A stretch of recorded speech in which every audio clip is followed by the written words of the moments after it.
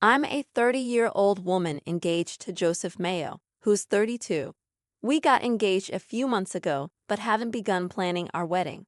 We currently live separately because I'm the primary caregiver for my mother. My parents divorced a few years back, and ever since, I've taken on the role of taking care of my mother. It's not because she's old or physically incapable, rather, she's never worked a day in her life and doesn't earn her own income.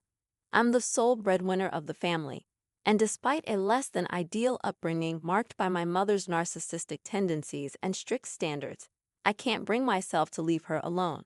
Recently, my sister Maria, who is 37, faced some marital troubles. She called our mother in tears, explaining that her husband Carl, who is 40, had kicked her out of the house, and they were heading for a divorce. Maria was devastated and unable to speak through her tears when she reached our home. After calming down, she revealed that her husband was furious about her spending habits, despite the fact that she's a stay-at-home wife with traditional gender role expectations. Despite Carl initially accepting these arrangements, the rising cost of living led to arguments between them. Maria dipped into their savings to splurge on unnecessary luxury items and services, leading to the final straw. Carl felt he couldn't work long hours only to come home to a wife who refused to grasp the financial difficulties they were facing.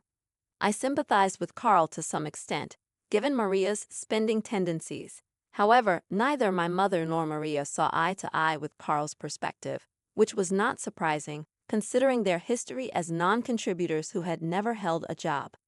Maria divided the household chores with Carl, expecting him to come home from work and cook as well, which seemed overwhelming for him. I couldn't help but feel for him in this situation. I knew it wasn't the right time to confront Maria about her actions, especially when she was already heartbroken. I offered Maria a place to stay with us for as long as she needed, despite requiring some budget adjustments on my part. It was the right thing to do since she had nowhere else to go. The initial days were challenging as we all adjusted to this new living arrangement. Maria's emotional breakdowns were frequent, and I couldn't help but empathize with her situation. During one of her moments of vulnerability, she suggested that out of respect for her divorce and her grieving period, I should postpone my wedding for at least 3 years. She felt this would give her time to process her divorce. I stared at her in utter disbelief because there was no way I was going to postpone my wedding for her. When I looked at Mom, she simply nodded in agreement, as if this was a perfectly reasonable suggestion. I firmly declined and retreated upstairs to my room. Imagine my shock when, 2 weeks later, I spotted her in a cafe with Joseph, laughing and chatting as if nothing had happened. Joseph had told me he had errands to run, and I had no idea he was meeting up with my sister. I was livid, and I confronted them, but Maria brushed me off, claiming she was merely trying to be friendly with a new member of the family. I found this behavior utterly unacceptable, especially coming from Joseph, who was well aware of my strained relationship with my mother and sister. I stormed home and confided in Mom about what I had witnessed.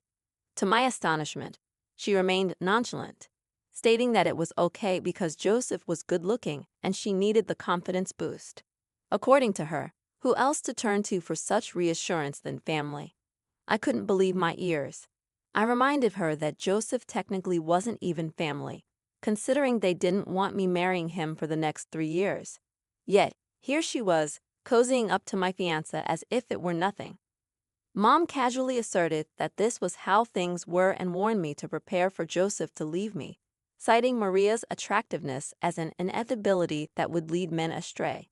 I couldn't fathom my own mother, whom I supported, saying something so hurtful. I realized I needed to rid my life of this negativity, both from Mom and Maria. Determined, I put my plan into motion. I began searching for one-bedroom condos to rent and shortlisted a few job options that either my mom or Maria could pursue to support themselves. I was tired of being their cash cow and emotional punching bag. After a couple of weeks, I found a suitable place not far from my workplace. I kept my distance from Joseph, deciding to give them the silent treatment, as my mind was already burdened with too much. I had made up my mind to end things with Joseph due to his concerning connection with my sister. Once I had everything arranged, I called for a family meeting in the living room. I told Mom and Maria that I was moving out. Although I had covered the rent for the upcoming month, they would have to figure out their situation afterward. Maria had the audacity to laugh at my decision, but I was dead serious. I handed them a list of jobs I had researched, explaining that these positions could cover their basic expenses. I made it clear that I was done being taken advantage of by them. All they did was take from me, offering no emotional support in return. My mother reacted hysterically, yelling and breaking things, labeling me a monster and a terrible daughter for doing this to them. I stood my ground, stating that if I was a monster, so be it. I was done catering to their needs. I felt liberated, even though I knew this drastic step was necessary. I questioned if I was being too harsh on my mother and sister, but I couldn't shake the feeling that I needed to cut ties with them. Joseph finally called me, puzzled about my cold demeanor. I shared my new address and updated him on the situation. I revealed that Maria had been flirting with him, and my mother had implicitly encouraged it. Joseph showed me a text from my mom, claiming they were planning a surprise birthday party for me. He had met Maria at the cafe, expecting both of them to be there. However, my mother had backed out at the last minute, leaving Maria to be overly flirtatious. Joseph sensed something was wrong and wanted to share this with me, but my distant attitude had prevented him from doing so. I apologized for my behavior, and I asked him to cut off all contact with my family and block them, which he promptly did. Joseph and I reconciled, but with this new information about my family, I knew forgiveness was beyond reach. Our wedding date has been set, and despite the overwhelming details and planning ahead, I'm filled with excitement. I cannot wait for this new chapter of my life to begin. On another note, my mother has found a job somewhere, but she continues to hurl insults at me whenever she gets the chance. I remain undisturbed, having cut all ties with both her and Maria. I've deliberately removed their negativity from my life, and since moving out, I've found immense happiness. Today, I had my first dress fitting, and I felt absolutely beautiful. Although I missed my mother and wished she could be there, I was surrounded by an amazing group of friends who offered their unwavering support. My aunt, a motherly figure to me, drove down to help, and she's been incredibly supportive throughout the entire wedding planning process. Joseph's family has also been remarkably helpful and understanding. Paul, one of Joseph's relatives, reached out to offer his assistance. He assured me that I could call him anytime if I needed help with the wedding preparations. He's even invited to the wedding, unlike my mother and Maria, a fact that now makes me chuckle. While there are moments when I find myself missing my mother, deep down, I know that removing her from my life was the best decision I could have made. I'm embracing this new chapter with positivity and surrounded by people who genuinely care about my happiness. Diego, congratulations on your wedding. I'm delighted to see you surrounded by such supportive people now. I'm incredibly proud of you for standing up for yourself. Good job. Let them wallow in their misery and complaints. You don't owe them a thing after all you've done for them. Focus on your future and let them stay in the past where they belong. As for my own story, I'm a 27-year-old woman who has been a sleepwalker since I was 7 years old. This condition has been a part of my life, with periods of respite ranging from a few weeks to a few months. Every person I've dated has known about my sleepwalking, and my now husband Julian, a 30-year-old man, was no exception. He found it amusing and accepted it without hesitation. However, Julian's mother never warmed up to me, and her disapproval seemed unrelated to my sleepwalking.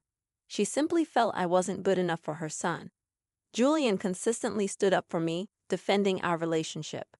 When he informed her of our decision to get married, he firmly shut down any unnecessary comments, forcing her into reluctant silence. For a few weeks before our wedding, Julian's mother had to move in with us due to a minor accident she had.